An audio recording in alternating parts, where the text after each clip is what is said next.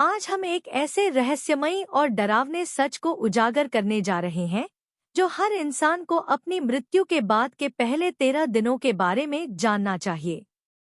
गरुड़ पुराण का डरावना सच। मरने के बाद पहले 13 दिन क्या होता है?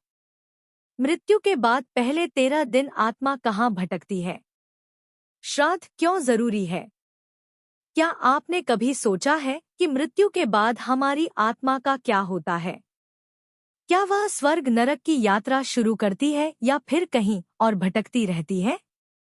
अगर यह सवाल आपके मन में भी उठते हैं तो इस वीडियो को अंत तक जरूर देखें, क्योंकि आज हम गरुड़ पुराण के आधार पर बताएंगे कि मृत्यु के बाद पहले 13 दिन आत्मा के साथ क्या-क्या होता है।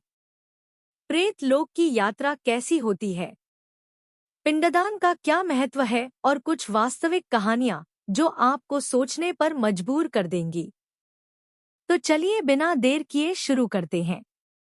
मृत्यु वो पल जब शरीर ठंडा पड़ जाता है, लेकिन आत्मा कहाँ जाती है? क्या वह सचमुच प्रेत लोक में भटकती है? अगले 13 दिन आत्मा के लिए क्यों है इतने खतरनाक? अगर आप भी जानना चाहते हैं कि मृत्यु के बाद का रहस्य क्या है, तो यह वीडियो आपके लिए है। दोस्तों, गरुड़ पुराण के अनुसार जब कोई व्यक्ति मरता है तो उसकी आत्मा तुरंत शरीर छोड़ देती है। लेकिन क्या आप जानते हैं, आत्मा सीधे स्वर्ग या नरक नहीं जाती, बल्कि वो एक ऐसी रहस्यमयी दुनिया में प्रवेश करती है जिसे प्रेतलोक कहा जाता है। प्रेतलोक ना तो स्वर्ग है ना नरक। यह एक ऐसी जगह है जहां आत्मा अपने कर्मों के आधार पर कुछ समय के लिए रुकती है। गरुड़ पुराण कहता है कि मृत्यु के बाद पहले 13 दिन आत्मा के लिए सबसे महत्वपूर्ण और खतरनाक होते हैं। क्यों? क्योंकि इन 13 दिनों में आत्मा को अपने पिछले जीवन के कर्मों का हिसाब देना पड़ता है। यमदूत आत्मा को प्रेतलोक ले जाते हैं और वहां आत्मा को कई तरह की परीक्षाओं से गुजरना पड़ता है। इन 13 दिनों में आत्मा अपने परिवार, अपने घर के आसपास भटकती रहती है। कई बार लोग कहते हैं कि उन्हें अपने प्रियजनों की मौजूदगी का एहसास होता है, जैसे कोई छू रहा हो, कोई आवाज दे रहा हो। क्या यह सच है? हाँ, गरुड़ पुराण के अनुसार यह आत्मा का अपने परिवार से अंतिम जुड़ाव होता है। लेकिन अगर इन 13 दिनों में उचित रीति रिवाज और श्राद्ध न किए जाए तो आत्मा प्रेतलोक में फंस सकती है। और यही वह डरावना सच है जिसके बारे में हम आज बात करेंगे। तो दोस्तों, प्रेतलोक क्या है? गरुड़ पुराण के अनुसार प्रेतलोक एक ऐसी जगह है जहां आत्मा को अपने कर्मों का लेखा-जोखा करना पड़ता है। यहां आत्मा को ना तो सुख मिलता है, ना ही पूरी तरह दुख। यह एक संक्रमण काल है जहां आत्मा अपने अगले गंतव्य की प्रतीक्षा करती है। लेकिन यह इतना आसान नहीं है। गरुड़ पुराण बताता है कि प्रेत लोक में आत्मा को कई डरावने अनुभवों से गुजरना पड़ता है। यमदूत आत्मा को उनके सामने ले जाते हैं और वहां आत्मा को अपने जीवन के अच्छे बुरे कर्मों का दर्पण दिखाया जाता है। अगर आत्मा के कर्म अच्छे हैं तो उसे प्रेतलोक में कम समय बिताना पड़ता है। लेकिन अगर कर्म बुरे हैं या परिवार ने श्राद्ध और पिंडदान जैसे कर्मकांड ठीक से नहीं किए तो आत्मा को प्रेतलोक में लंबे समय तक भटकना पड़ सकता है। कभी-कभी आत्मा इतनी परेशान हो जाती है कि वह प्रेत बन जाती है, और यही वह डरावना सच है जिससे हर कोई डरता है। गरुड़ पुराण में एक कहानी है। एक व्यक्ति जिसने अपने जीवन में बहुत पाप किए, मृत्यु के बाद उसकी आत्मा प्रेत लोक में फंस गई। उसका परिवार श्राद्ध करना भूल गया और उसकी आत्मा अपने ही घर के आसपास भटकती रही। रात में घरवाले अजीब अजीब आवाजें सुनते थे और अंत में एक पंडित की मदद से श्राद्ध करके उस आत्मा को मुक्ति दिलाई गई। क्या आपने भी कभी ऐसी घटना सुनी है? कमेंट में जरूर बताएं। दोस्तों, अब बात करते हैं पिंडदान की। आपने सुना होगा कि मृत्यु के बाद 13वें दिन पिंडदान करना जरूरी होता है। लेकिन क्या आप जानते हैं इसका वैज्ञानिक और आध्यात्मिक महत्व?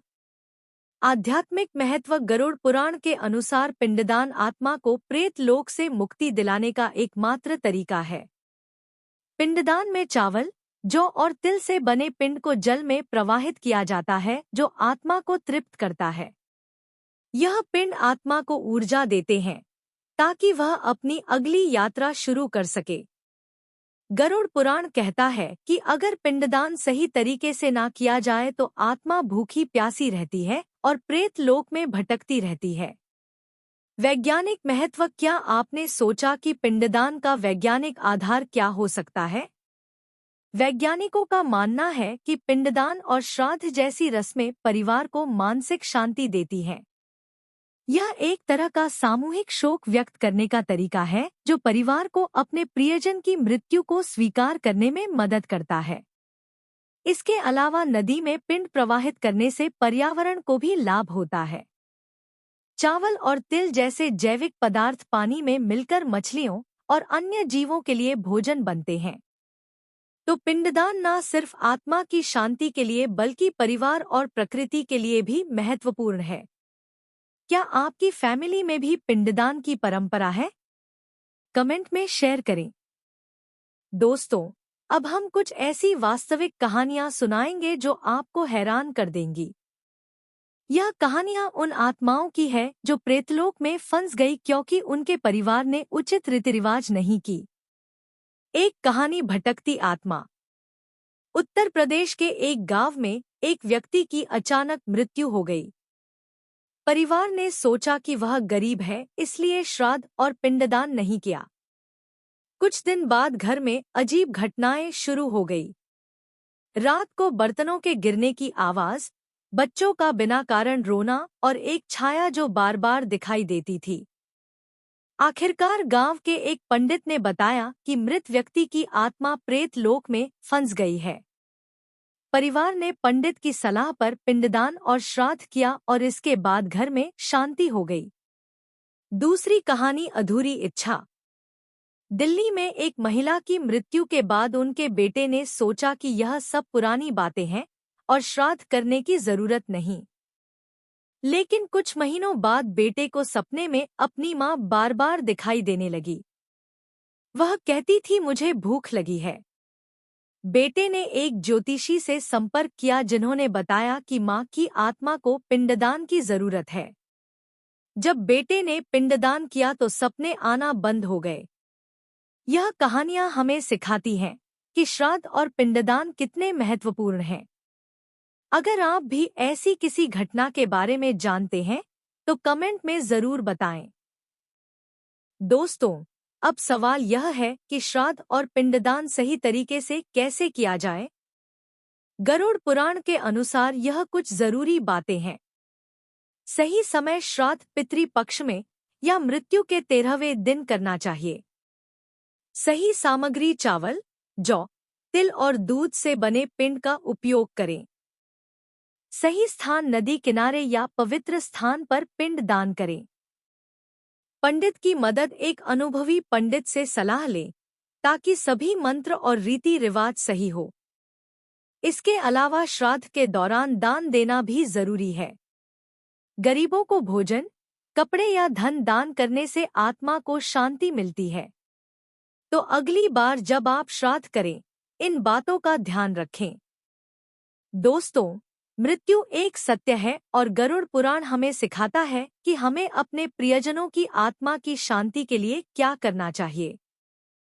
पिंडदान और श्राद्ध न सिर्फ आत्मा को मुक्ति देते हैं बल्कि परिवार को भी मानसिक शांति देते हैं।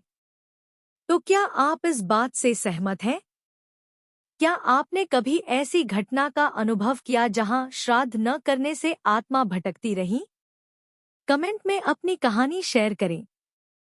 अगर आपको यह वीडियो पसंद आया तो लाइक करें, शेयर करें और हमारे चैनल को सब्सक्राइब करें। घंटी का बटन दबाना ना भूल।